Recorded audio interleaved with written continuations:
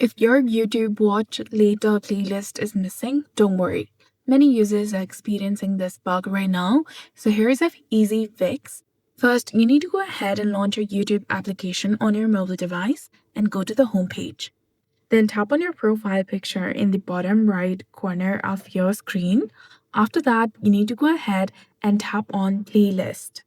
Tap on View All and look for the section of Watch Later. Now go ahead, open your Watch Later playlist and view it. Otherwise, you can also tap on this three dot and tap on Play Next or Play Last.